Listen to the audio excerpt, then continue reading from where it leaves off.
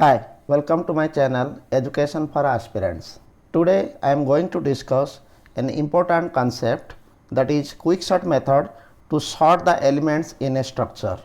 In this lecture I will be covering the concept of quicksort process, then I will demonstrate the whole sorting process with an example. So remember guys, it is a very important concept for your semester examination as well as for your interview process. That's why I will request to all of you to understand the concept thoroughly. Let's start the session with the concept behind quicksort. Quicksort is a process which always follows the divide and conquer method. So what is divide and conquer method? It is a algorithm design procedure which is always divide the whole structure into two parts based upon the problem. Either it will divide the whole structure into two equal parts or two unequal parts. When it will divide the whole structure into two parts, it will produce two different substructures. Then it will apply the dividing procedure to each and every substructure. Like this, it will continue the dividing procedure until each and every substructure will have one element in it. After completion of the dividing procedure, it will apply the conquer method to combine the results of each and every substructure to produce the final result of the problem. Let's assume here this is an array with 6 elements. At first we will choose an element to compare, and that element is called as pivot element. I consider to the 6 as a pivot element. After choosing the pivot element, from its opposite side you will start comparison of each and every element with the pivot element. Then at the time of comparison, if a bigger element you will get from the pivot element, as per the rule that bigger element should come to the right side. But if a smaller element will come from the pivot, then you no need to do anything because smaller element should present in the left side, right? So by doing this, you will find out a appropriate position for the pivot element. Then at last you will shift to that pivot element into the position. Clear? So that before the pivot element, all the elements should be smaller from it, and after the pivot element, all the elements should be greater from it. Clear? I will take two variables. One is I, second is j. J is required to move inside the structure. Clear? Then I is required at the time of visiting inside the structure.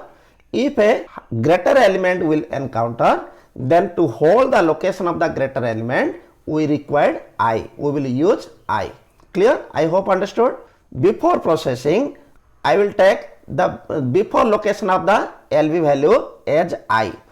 If we start from the array from 1, then I will become 0. Clear? Then j will become 1. And gradually j will increment towards the right side up to the pivot position.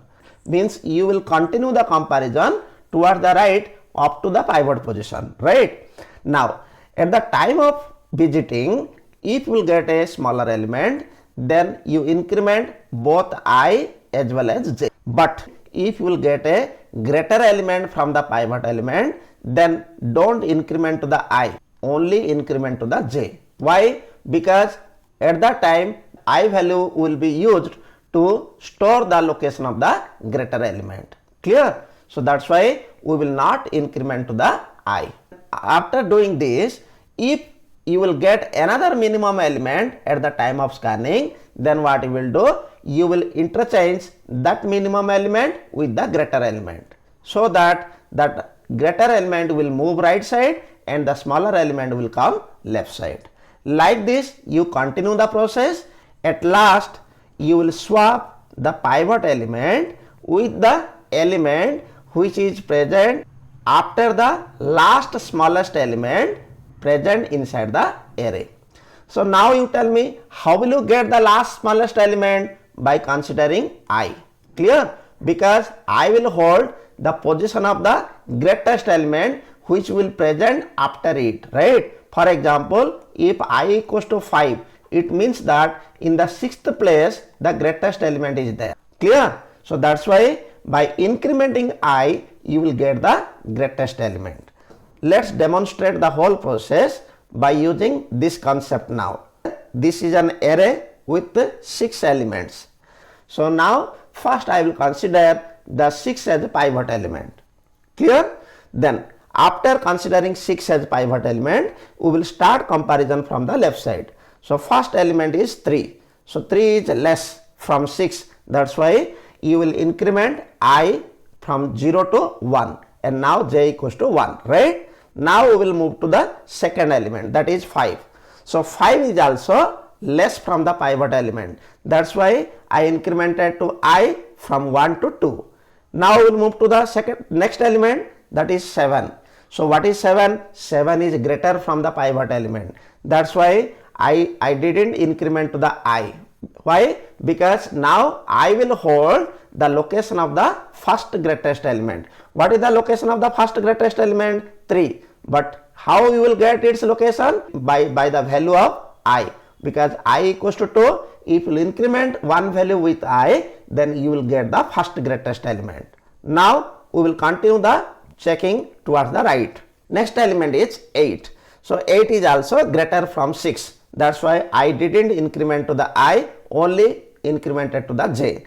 Now I will go to the next, so that is 2. So 2 is less from the pivot element, isn't it? So that's why what you will do, you need to interchange the first greatest with 2. Clear? What is the first greatest? First greatest is 7, right? So we will interchange 7 with 2. Clear? If we will interchange, 2 will come to this place and 7 will move to this place. Clear? Now continue the processing, but there is no element there. You reached at the last position because after that pivot is there.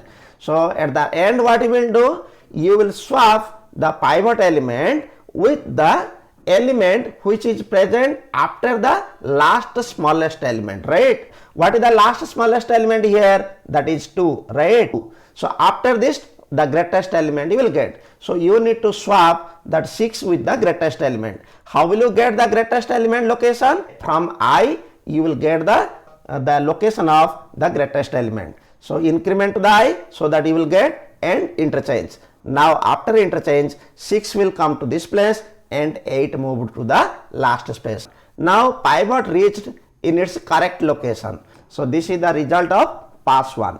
After reaching the pivot element into its correct location, with this location it will divide the whole array into 2 parts. One part is 3, 5, 2 and second part is 7 and 8.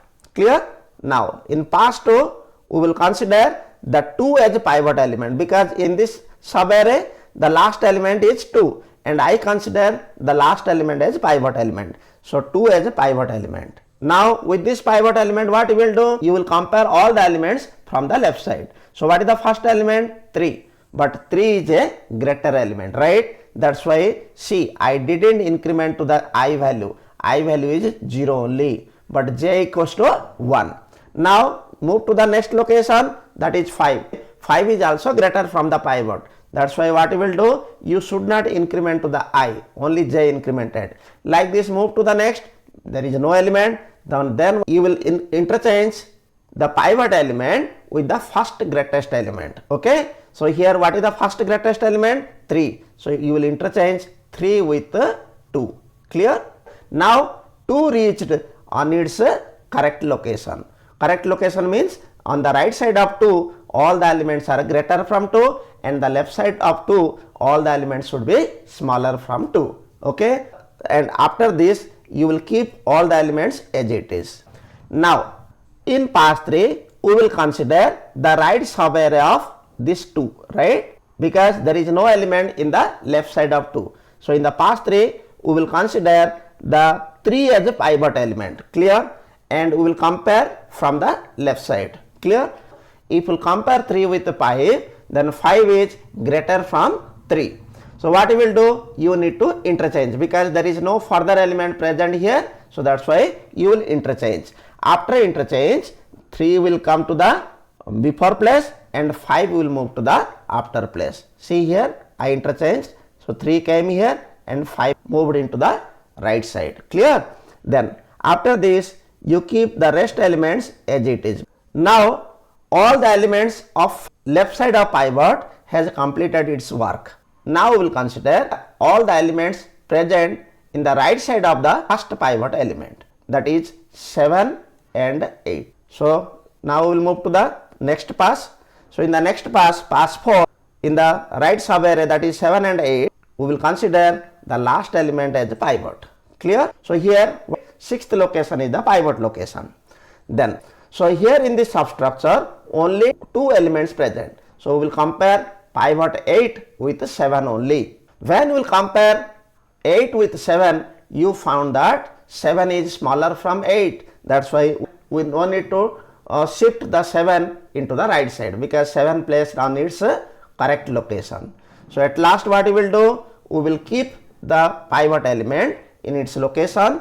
After that, the rest elements of the structure will be placed in that way. Clear? So the result after pass 4 are like this. Now you can observe here, after completion of pass 4, all the elements present in a sorted order, right? So this is the quick sort process. I discussed the whole process of quick sort method with an example. Hope everybody you understood it. Due to time constraint, I didn't discuss the Java code for the quick sort algorithm. So in my upcoming lecture, I will discuss the Java code along with the time complexity analysis for the quick sort algorithm. Thank you.